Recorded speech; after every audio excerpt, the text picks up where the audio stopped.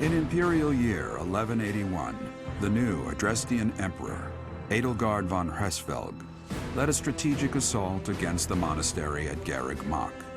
Though her own losses were great, her foes had no choice but to surrender. Archbishop Rhea commanded the Knights of Seros, leading from the front lines against the Imperial army. After a hard-fought battle, she was forced to retreat to Ferdiad, the capital of Fargus, where she must now plan her next move. With this single attack, the Adrestian Empire officially launched its offensive against the Holy Kingdom of Fargus and the Leicester Alliance. The unification of Fodlan has begun.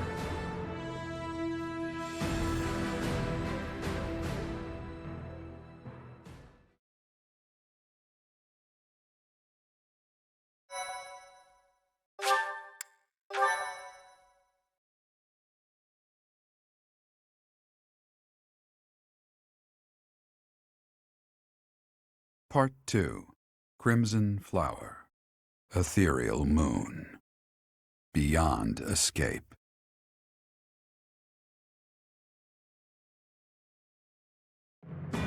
It is Imperial Year 1185. Half a decade has passed since Emperor Edelgard ascended the Imperial throne, yet the continent of Fodlan still remains lost in a tempest of turmoil and bloodshed. In the Holy Kingdom of Fargus, King Dimitri has welcomed Archbishop Rhea and her knights, who were driven out of Garreg Mach to the kingdom capital. As they work to build a unified front, the war with the Empire rages on to the west. Meanwhile, Claude, leader of the Alliance, staves off Imperial intervention by strategically stirring up conflicts between Leicester lords in an effort to feign neutrality.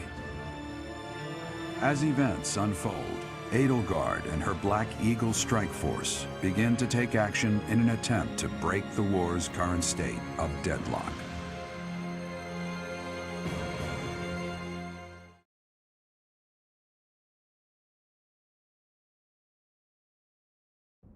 You. How long do you intend to sleep? Your body is awake. Your eyes must open now, and you must find the strength to stand upon those legs of yours. Like so much rain, a pool of blood has fallen to the ground. As spears and arrows pierce the earth, it weeps. And even now, it weeps. In order to survive, they kill. And so the people of this world are lost in an abyss of suffering. They weep as well. The only one who truly knows the nature of such things is I. Or rather, you. Excuse me? Are you saying you have forgotten who I am? How dare you! Get on your feet. Right now. I'll coddle you no more. You are just like a child, always needing me to hold your hand. Hey, are you awake? We're in a village at the base of the monastery. What are you doing in a place like this? I honestly didn't expect to find someone floating away down the river. Garreg Mach is upstream of here, but that place was abandoned. Huh? You don't know? The Church of Seros isn't there anymore. Though, there have been some folks still living there in the 5 years since... well, you know. Regardless, the Imperial Army has taken over now. Are you feeling alright? You didn't hit your head or anything, did you? It's the ethereal moon of the year 1185. It's been nearly 5 years since the monastery fell. Tomorrow was supposed to be the Millennium Festival, but who's got time to think about things like that?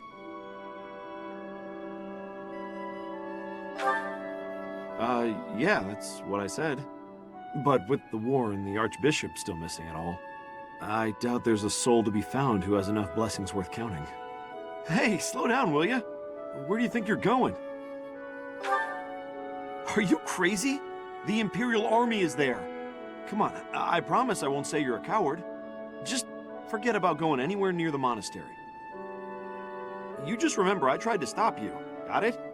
It's not on my conscience if you wind up dead. Students? You really are crazy, aren't you? There aren't any kids anywhere near that place anymore. Unbelievable.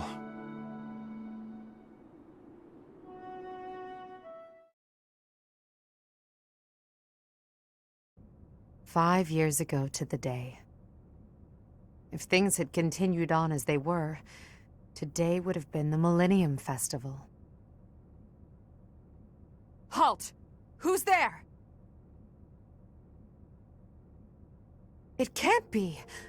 Professor? Is it really you? But I searched everywhere and never found a trace. My teacher. What have you been doing all this time? Where have you been? Joking? At a time like this? You do realize it's been 5 years since you disappeared. Do you have any idea how guilty I felt? How broken my heart was? I searched high and low after you vanished. Although there was no proof, I somehow knew you were alive. All this time, I led everyone as best I could, and fought with all my heart. It's been a difficult path to walk alone. Welcome back, my teacher. I'm so happy that you're safe. 5 years. Such a short time, but it feels like an eternity ago. Do you still feel the way you did all those years ago? You said then that you would fight at my side no matter how many enemies we should amass. As for me, my resolve has not faltered. I'm determined as ever to see this through to the end. I will defeat the false goddess. I will save this world from those creatures and give humanity its freedom back. So, my teacher, are you prepared to stand with me? I thank you, truly. Now then, I assume you understand the situation at hand, yes? Another joke? Or are you telling the truth? I suppose you must be. In that case, I'll tell you all that has transpired as you slumbered these past 5 years. And that is where we are now. The war is at a stalemate. Dimitri is the new king of Fargus. It's clear that his territory will continue to support the church. Meanwhile, Claude's leadership has thrown the Alliance into chaos. He maintains neutrality in their internal conflict. The situation has created a deadlock. We've been awaiting an opportunity for our squadron to return to the monastery. With you in the fray, I believe the state of the war will shift immediately. The church, as well as the kingdom and the Alliance. The time has come to eliminate them all.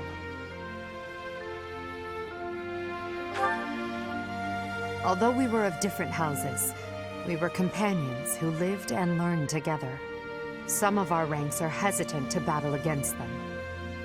However, knowing that you're alive is sure to raise their spirits. Good. Well then, I believe it's time for a little reunion. The Black Eagle Strike Force never lost faith. They knew you were alive and have been awaiting your return. Let's not keep them waiting any longer.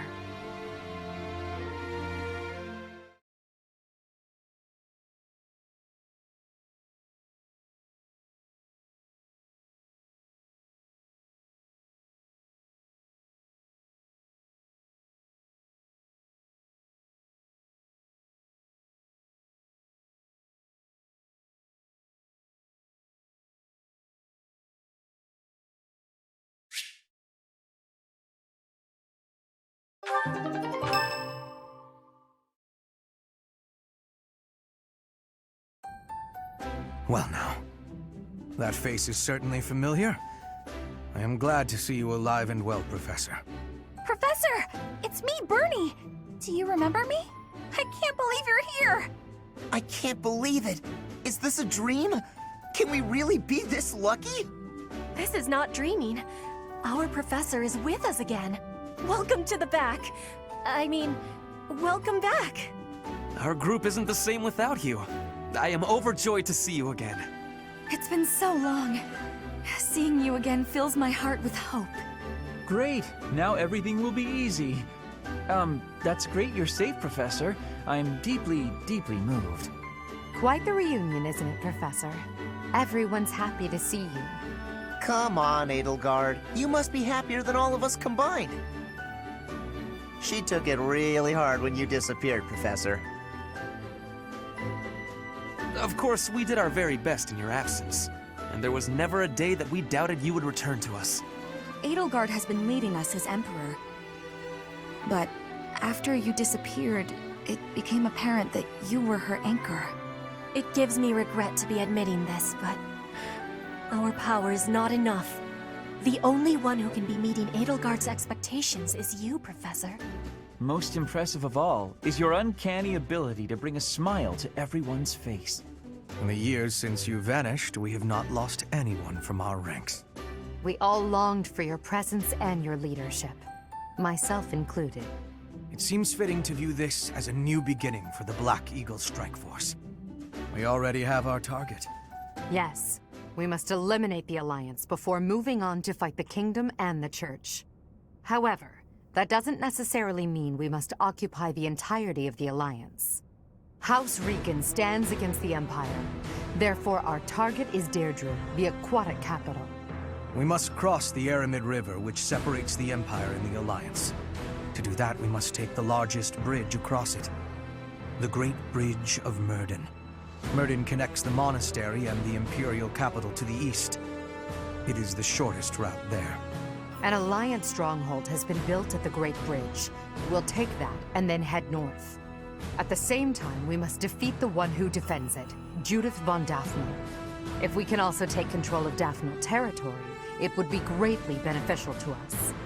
Prepare yourselves. The next battle will be a momentous one. Join me, my friends, as we begin our journey to bring peace and solace to this war-ravaged world.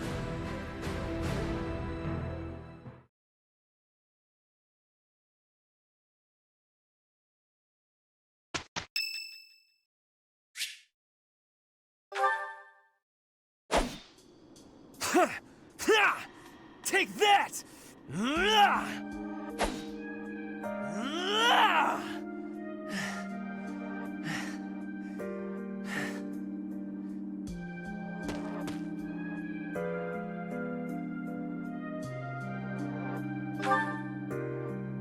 Yes, I am in a hurry. Edelgard claims victory after victory. She never stops. 5 years ago, she ascended the throne and swept away the corrupt nobles, my father included. I always thought I would be the one to unseat him, but she did it instead, with all the ease and indifference of someone cracking an egg. Now, as the head of House Eyre, I serve Edelgard. I have to accept that I am her subordinate, working beneath her to reunify Fodlan. The disparity between Edelgard and myself is obvious. She never stops moving forward, single-minded, never wavering. But where does that leave me? Here, flailing about, going nowhere, contributing nothing. But it is. That is the reality. Not once since our days at the Academy have I exceeded Edelgard's abilities. I saw her as a worthy opponent. She did not even see me as a contender. She did not even consider me at all. As the head of the noble House Eyre, I must be able to achieve results. But all my efforts have come to nothing. Results are everything. I have not shown results, so I will be stagnating here forever. I appreciate your kind words, but you are wrong. I know that I have a massive wall to climb, and I must climb it alone. Even so, may I ask a favor? Professor, please keep an eye on my progress. I would appreciate if you were always by my side, bearing witness to my accomplishments.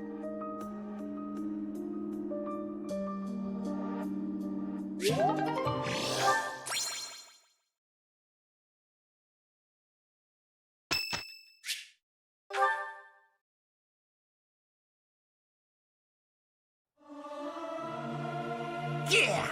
I'll sing so loud that my voice is gonna reach the sky! I almost forgot how to sing.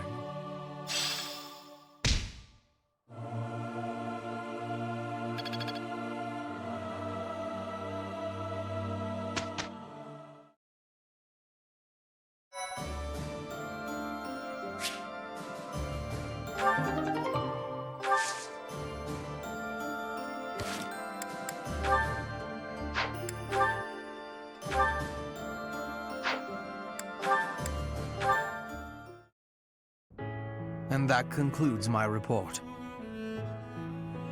Hubert, I can't shake the feeling that you're keeping more secrets from me. I have told you before, there are secrets even I am unwilling to share. I remember. However, I am the Emperor now. If the Minister of the Imperial Household does not obey his orders, I have the right to execute him. I fear you have misunderstood me, Your Majesty. It is true that I am officially your minister, but such titles are of little significance to me. I serve you purely out of personal devotion. Perhaps there was a time when I served the Imperial line due to my duty as a member of House Vestra. But since you returned from the kingdom, my loyalty has been to you alone. I see. Then you are unwilling to obey my orders as Emperor? Correct. If you prefer to treat this formally, then charge me with a crime. I will gladly offer up my neck to the executioner. You know I would never do such a thing, and that I pay no heed to the title you bear. It is your own presence and capabilities that I value so highly, Hubert. Titles are meaningless next to such things. Our families have no bearing on this matter, nor does the Empire itself. In that case, Lady Edelgard, I ask you to turn a blind eye to my secrets. They are trifles, beneath your notice. Best I handle them alone. You should focus on the path ahead of you. The scarlet path I have carefully prepared. Whether that path is red with blood is not something you need trouble yourself over. As Emperor, I'm obliged to accept that answer. However, as your friend, it irritates me to no end. You speak often of painting the path I walk, yet you do so in secret. I am the one you serve, but you refuse to let me in. I trust you, Hubert, and that is precisely why I want to know everything. Your secret hopes and burdens, all of it. If I'm truly the center of your world, then I wish you would trust me as well as I trust you. Very well. You have me beaten. I will tell you as much as I am able. From the assassins I've eliminated, to the gold I've spent on bribes, to the identity of the one I love. Wait a moment. Are you saying you have romantic feelings for someone? Yes. That is the one secret I had particularly hoped to keep from you. Well, that's utter nonsense.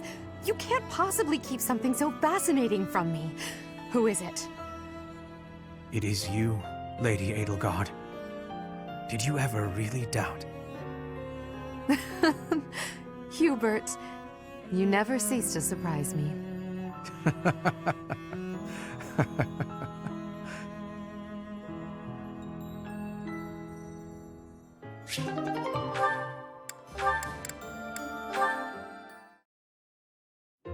Standing tall, I see.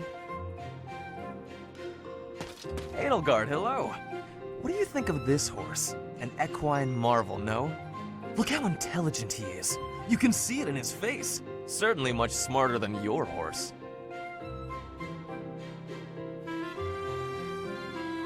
Oh, what a lovely bloom. Behold, Edelgard. Do you see this blood-red bloom? This is much more impressive than the pale little sprigs you have there. And as I'm sure you know, redness symbolizes courage and strength. Ferdinand, stop. I can't believe you're wasting my time with a petty one-sided rivalry. What are you complaining about? You told me not to publish my pamphlet, and I complied. I've had enough of your foolish antics. Very well. I will grant you the duel you so desperately desire. But when I win, you must forfeit the right to bother me with your ridiculousness. Forever. Do we have a deal? Ah, so you'll fight me after all? Wonderful. To battle, then! All right, Edelgard. Have at me! As you wish. Ha!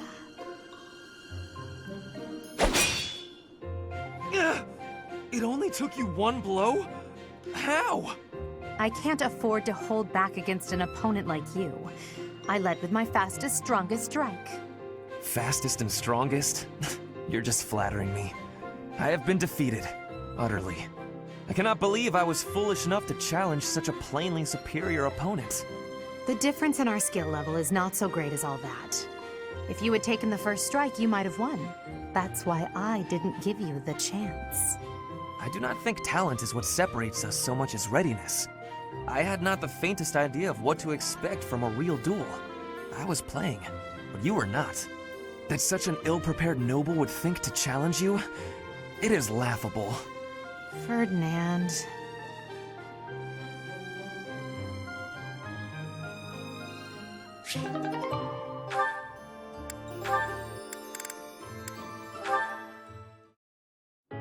Huh? What's wrong, Edelgard? Why do you ask?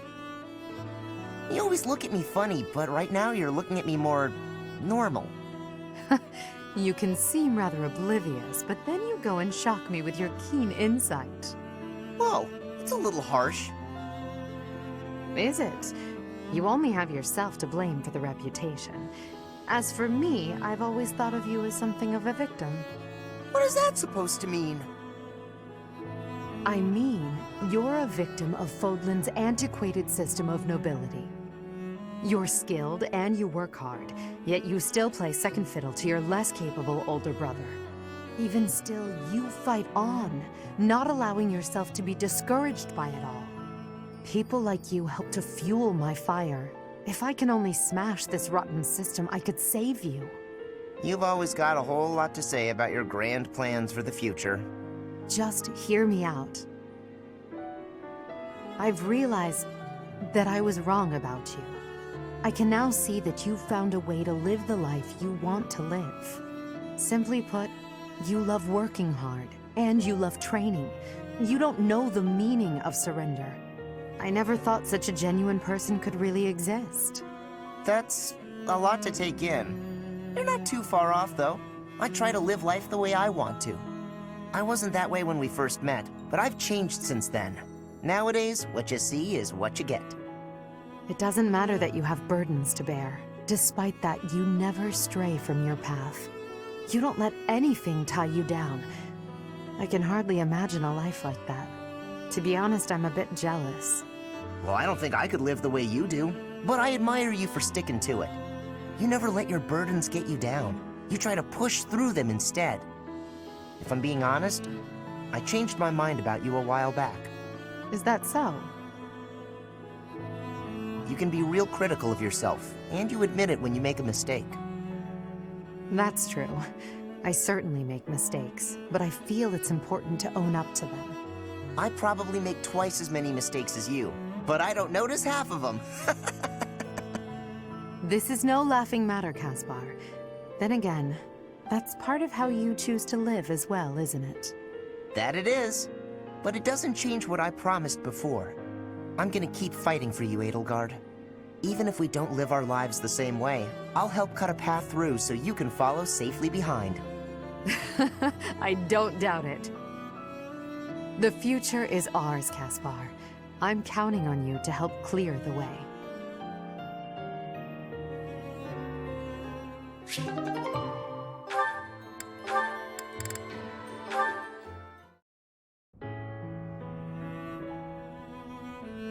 Gardening with you is a lot of fun, Lady Edelgard. I feel the same. You know so much about it, Bernadetta. I looked after flowers a lot back home. I like them. They don't talk, they don't get angry, they don't hit you. And they're sweet. They are sweet. Unlike people, they can all be trusted on sight. You're sweet too, Lady Edelgard. I mean, not sweet, but, you know what I mean. You can talk or even get angry all you want. Well, I'll strive to avoid getting angry.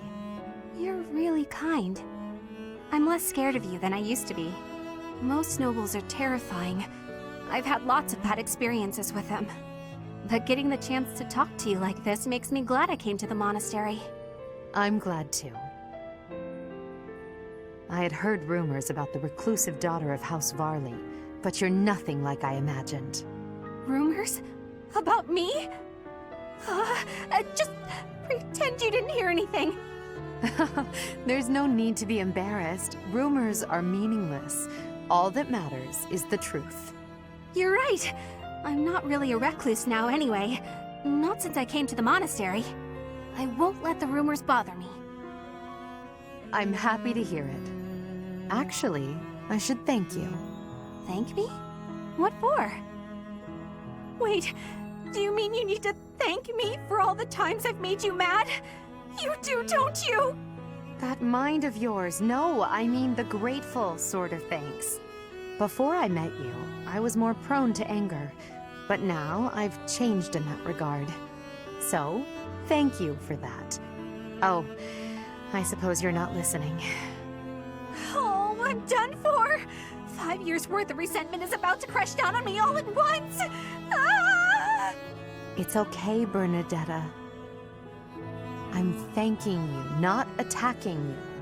Oh, I jumped to conclusions again, didn't I? You did, yes. But don't worry about it. Enough talk, don't you think? Let's take care of these sweet little plans. Right. Okay. Thank you.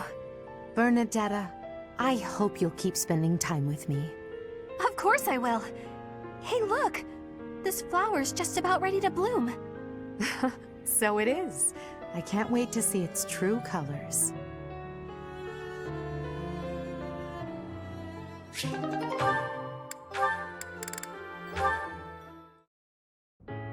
Hey, Adie, take a look at this.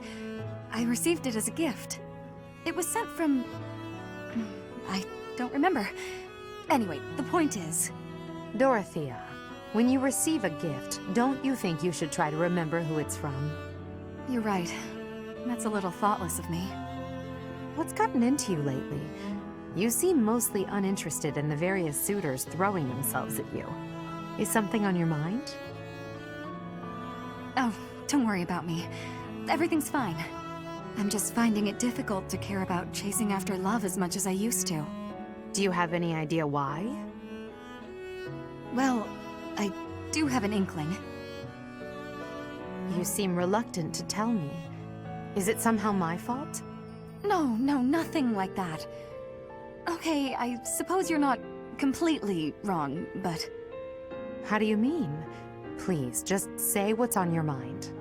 When the two of us are together, talking like this, somehow I don't feel like I care about my troubles with love anymore. So it's fine. There's nothing wrong with that, of course. But it seems we should get to the bottom of such a drastic change. Maybe we can figure it out if we just... Adie, I'm telling you, I'm fine. If you push me any further, I'll write an opera about you. I'll do it right here and now. And then I'll sing it in your face. Settle down, Dorothea. I can take a hint. If you insist, I'll drop the subject. Whatever you do, don't write more opera lines about me. My cheeks are probably still red from your last performance. Well, I can't promise anything. But if I try real hard, by the time the war is over, I might just have an opera written, starring you. No need to worry though, Adie. I'll be fabulous as you. A performance they'll rave about for years. The frightening part is that I don't know whether you're joking or not. But I do regret to inform you that you won't be playing the role of Edelgard. Why's that?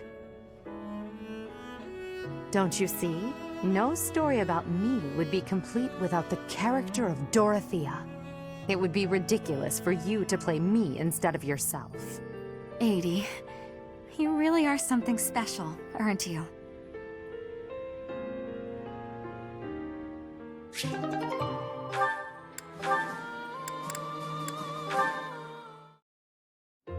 I have been watching you in secrecy, Edelgard.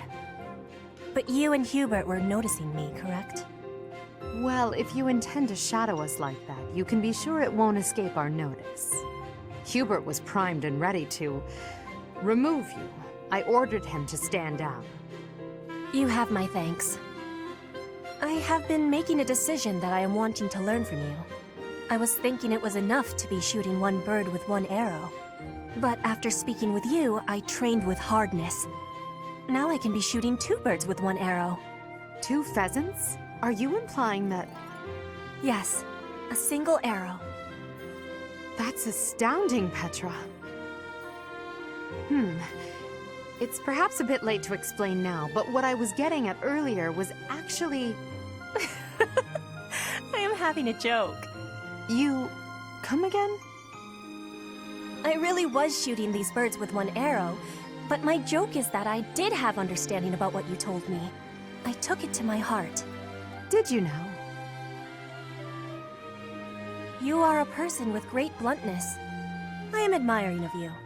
As an emperor, a commander, a warrior, and a friend, you are excelling at all that you do. All of the Empire is resting on your shoulders, and that is including Brigid, too.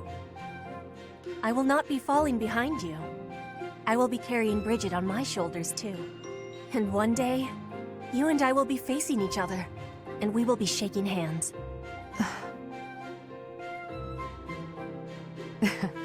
Yes, that much is certain. I can see that you no longer need me to look out for you. You and I are much the same. We dutifully shoulder our burdens and stand tall no matter what.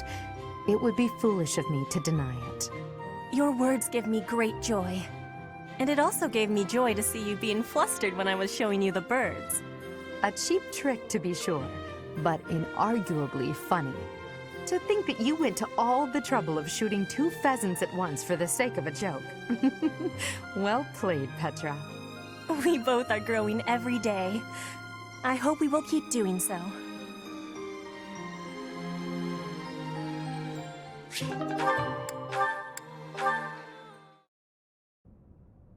Your Majesty, might I have a moment of your time?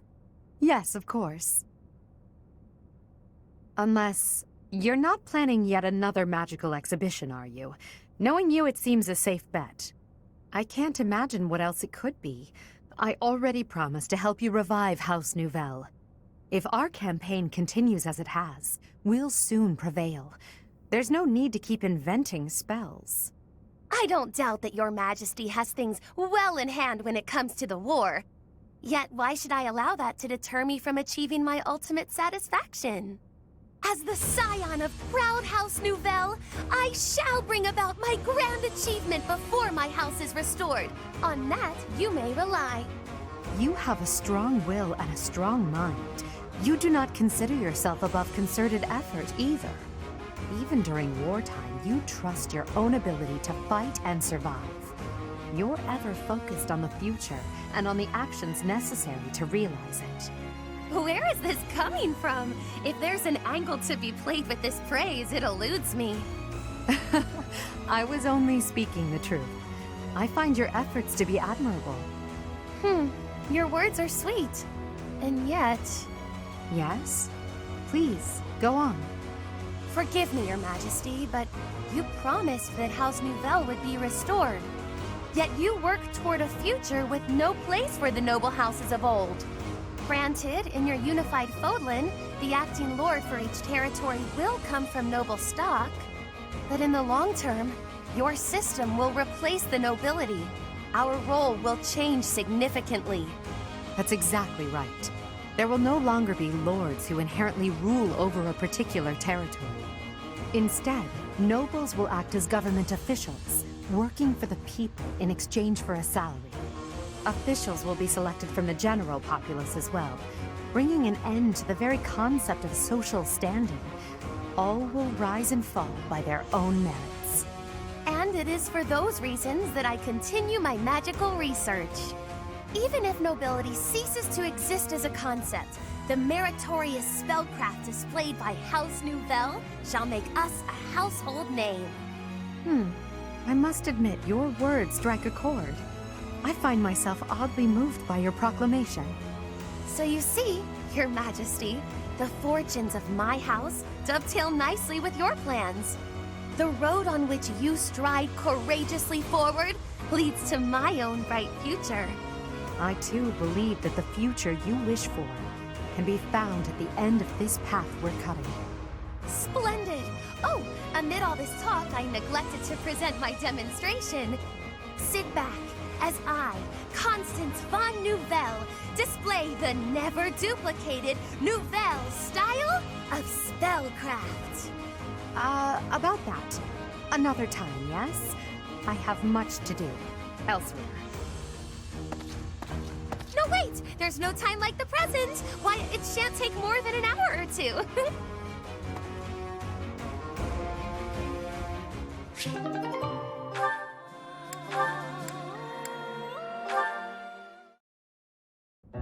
Show them this letter.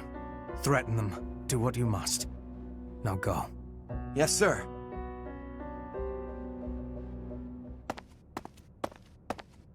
Hubert, that letter. Is that what I think it was? I suppose there's no denying it. But Edelgard... explicitly forbade me to send it. Yes, I know. I cannot believe it! You disobeyed a direct order? I thought you were her loyal aide. Unwaveringly. All that I do for her. I seem to recall you expressing a similar sentiment. It is our role to guide her when she is on the wrong course of action. Is that not what you said? You're not supposed to do it in secret. When you disagree with your leader, you must voice your concerns directly. Otherwise, what is the point? The point is the same. Lady Edelgard's best interests are served whether she knows it or not. She needs not trouble herself with the mundane details of my actions. Only results matter. You are sorely misguided. When I believe that Edelgard is making a mistake, I tell her as much. Through discussing the matter, I sometimes find that I was mistaken. To skip that process, to make a decision that is not yours to make. Perhaps your advice is simply useless then. Excuse me?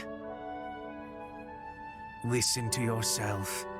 If I do as Lady Edelgard requires, then you tell me to be more independent. But if I tread my own path, I am misguided. I suppose the fault is mine for expecting any useful advice to come out of your mouth. Ugh, I have had enough of your grousing. To think, I started to believe you were a useful aide.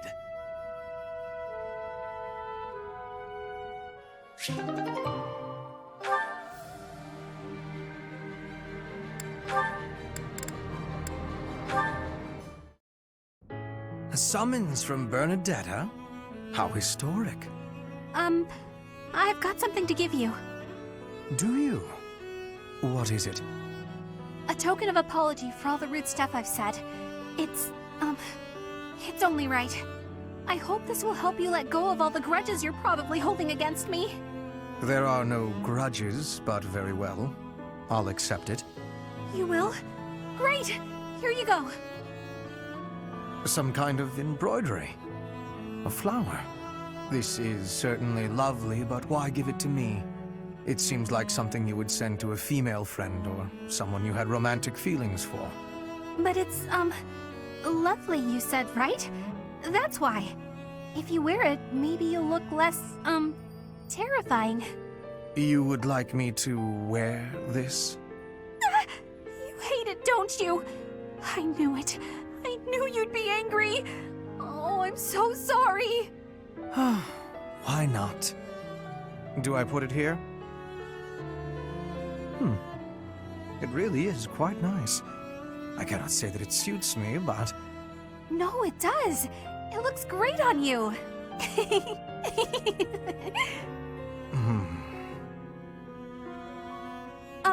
Sorry. Nothing else for it, I suppose. I dislike you laughing at me, but it is preferable at least to you fleeing in terror. Therefore, I will wear this when I am around you in the future. Really? You will? I'm so glad. But you're sure? You're really sure? If you're going to question me about it, perhaps I'll change my mind. No. No, I believe you.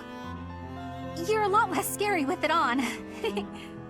That is what's most important. Now I suppose it is safe for me to return to my usual strict methods. No, I'm not ready!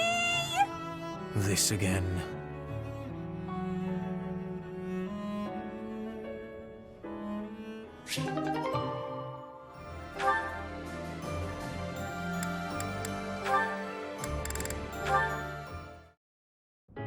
Hubert, I have a request to give you, if I may be doing that. Hello, Petra. How unusually formal. You are always comparing me against Edelgard. I have been observing you, and you are not often making comparisons like that. So why are you always comparing me? I do not enjoy being compared. An astute observation. I should point out that such a comparison only reflects well on you. I am perhaps doing so because you are both royalty. That is not making sense to me. In battle, you and I are the same. Neither of us has a higher rank than general. Edelgard is leading the entire army. But you and I are both leading a part of the army. That should be making us... what is it? Comrades in arms. Comrades in arms, you say? When you are looking at me, you are thinking of me compared to Edelgard. But I want you to be looking at me as only myself. Do you have understanding? I do not want you seeing me as foreign royalty, but as your comrade in arms, who is working with you at your side. I understand you now. It seems I've done you a great disservice, Petra. Your friendship is important to me. I am sorry that I failed to make that clear. By comparing you to Lady Edelgard, I have treated you merely as one chasing after her shadow. I have done so even while believing that the Empire and Bridget would never go to war again. Do you really think you can stop comparing? I am knowing well that Edelgard takes a big place inside your heart. I do not fully understand it. But when I look at you, I simply cannot help but think of Her Majesty. Your past, full of hardship. Your unwavering determination. Your uncommon excellence. As such, I cannot promise never to compare you. But I will try my best to do so less often. For now, that will be okay. But I will not be giving up on this. And I want you knowing that one day, when you are comparing, you will be finding I have won the comparison. What an amusing thing to say. Lady Edelgard's face would contort most bitterly were she to hear it. Be marking my words, Hubert. One day, between the two of us, you will be choosing me.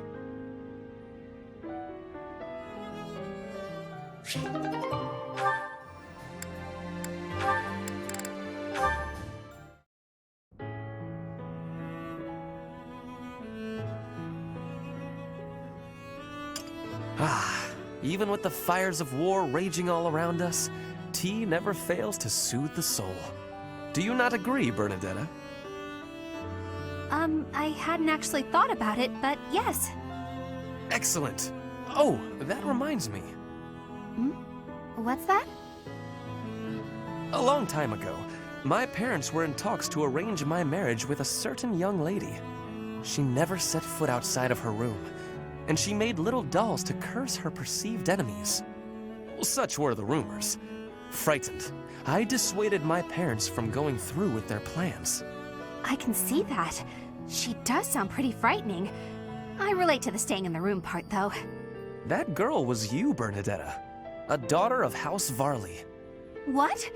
I don't make dolls to curse people. You are a skilled embroiderer, no? I guess I was wrong. You are not making dolls. I did make dolls, but cute ones. Nice little carnivorous plants and things. Maybe I should not have brought this up. Why not? Carnivorous plants are adorable. Yes, adorable. Anyway, if I had actually known you, I would have accepted the proposal. Why? Did you have some scheme in mind? No, I just mean, now that I have gotten to know you, I would have been happy to... So, you're saying you'd... with me? It's getting kinda hot in here, isn't it? Maybe it's the tea. Why are you getting so worked up? That was all a long time ago now. A long time ago? Yes. Now we are soldiers fighting together in the same great conflict, right? And my parents are gone. So any agreements they might have cooked up would be completely invalid. I guess so. Just think, if we had been married, we would not have been able to build such a deep friendship. That's true. Yeah, we never would have gotten this close. I would have given up on the relationship my parents chose for me and shut myself away even more. So all in all, I am glad I refused to marry that doll-cursing princess. Hey! I said I never made cursed dolls! Sorry. I am just glad to have met you at the monastery. I had better take my leave. We should have tea together again sometime soon. Yeah, see you. I'm glad we met here too.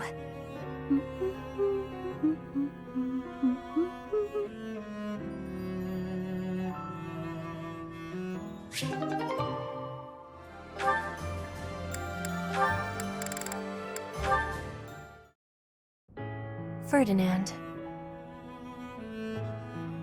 Huh? Ah, Petra. Is there something I can help you with? No, I am not needing help. I was just thinking that you look lonely. Lonely? In wartime? Hardly. I am too busy trying to survive to feel lonely. But once we have survived, what will you do with yourself, Petra? Return to your home? Edelgard said she would like you to ascend the throne in Brigid, to ensure good relations between the nations. Yes, my plan is to be returning home.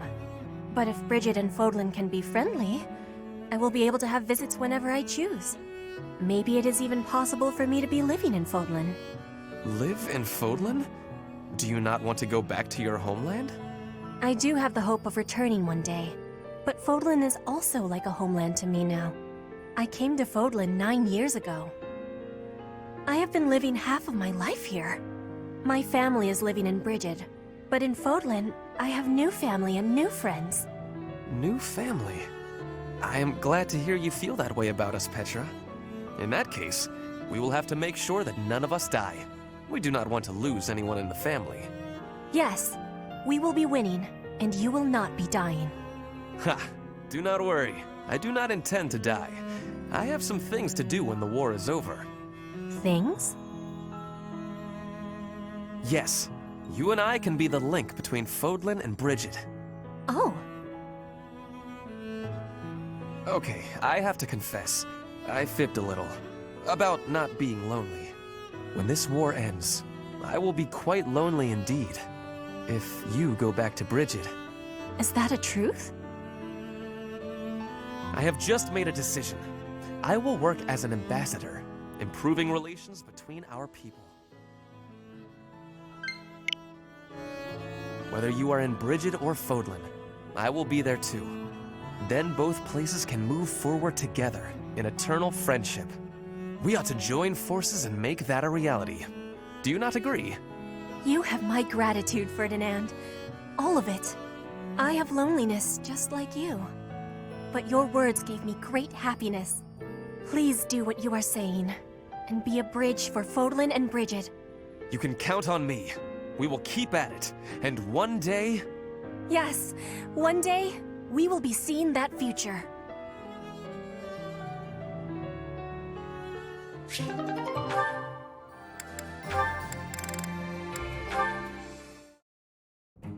Linhardt, I need to be asking for your wisdom. Will you consent? My wisdom? About? I was hunting earlier, and the land gifted me with lots of game. It was all brought by me to the kitchen, and then... You're not asking me for help with the butchery, are you? If so, stop right there. I despise the sight of blood.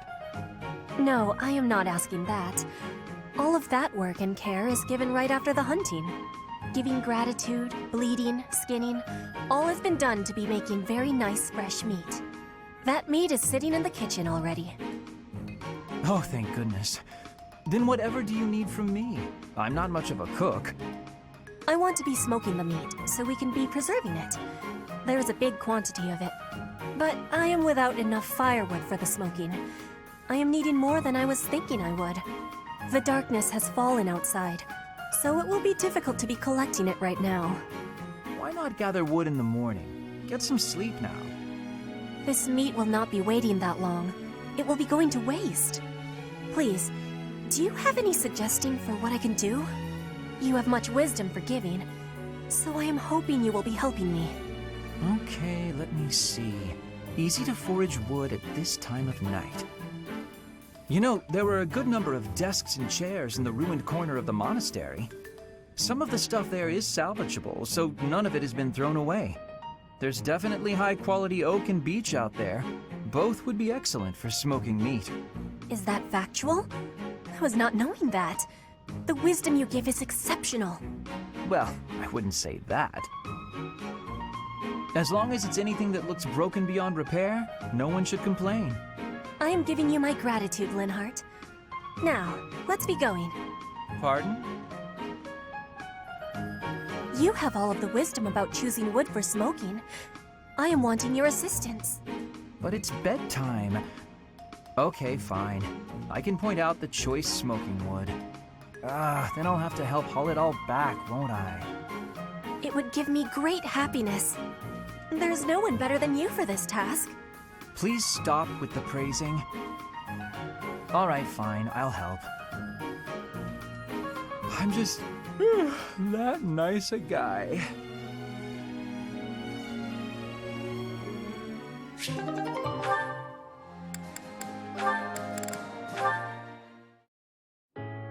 Come on, Bernadetta, open up. Why are you so mad at me? I have no clue what this is about, but I'm sorry. You have no clue? Don't you remember what you did to me? No. I didn't do anything. Yes, you did. You did all kinds of things. But the worst thing was carrying me off. Twice. I thought I might die. What are you even talking about? Don't act like you never took me to that place. What place? Why won't you? Oh, the place with the pretty view. Why are you mad about that? Because you hauled me around like a piece of luggage. Again, why are you mad about that? Don't act all surprised. How would you feel to be yanked around like that? I'm sorry. I didn't realize I was just excited to show it to you. Maybe I went a little overboard. I'm real sorry about that. You are? Well, I hope you understand now. I definitely do, and I feel awful about it. What can I do to make it up to you? Anything you want. I want to show you how seriously sorry I am. Well, all right. I'd like you to, bring me to that place again. But promise me 2 things first. Anything. No carrying, no pulling around. Treat me gently. Sure, of course. No problem. But that was 3 things, not 2. That was 1 thing. Be gentle, okay? Oh, okay. Sorry. What's the other thing? I want you to promise not to take anyone else there. Only me. All right, I can promise that. Seems a little strange, though. Why do you care? Come on. If you really want to apologize, hurry up and take me there. Right, on it. Here we are. Look at that gorgeous sunset. This is it. Same view. After all that time inside, the sun feels like it's piercing right through me. This little bit of sunshine? You really gotta get outside more. From now on, I'm gonna take you to all sorts of different places. I promise I'll be gentle, and I promise I won't take anyone else. Just you and me, all right? What? But... okay. But if you get sick of me, I'm sorry ahead of time. What? Good one, Bernadetta.